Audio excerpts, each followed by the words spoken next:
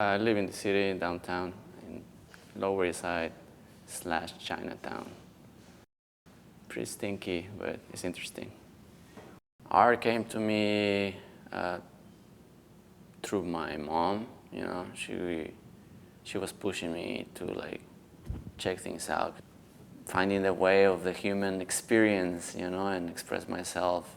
When I was little, I will see like the pyramids and all the pre-Columbian artwork, and that was like a major influence, and still is. It's not something that I look at constantly, but it's definitely there, you know. That's like my roots. When I moved to New York in '98, graffiti was my only way of expression. Right away, I started painting at home and just like drawing a lot, and not only doing graffiti. I tried to find a style, perhaps. Someone said that I look like a mosquito. And it was at the time that I was starting with graffiti, so mosquito is too long, Mosco is shorter.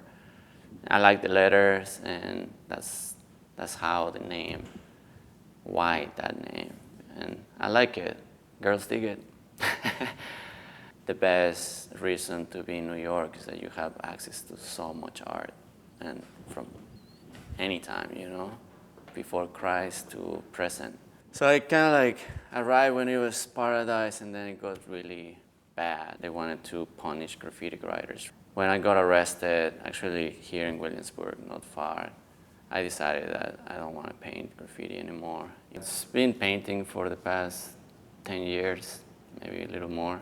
And I also make murals. I paint like large-scale works, and it's all still abstract and organic shapes and combining with like architecture. I use acrylic paint because I like how it works. It's very versatile. I can work on it with paper or like on plastic, or it doesn't matter what you paint on, it's pretty good. It dries fast.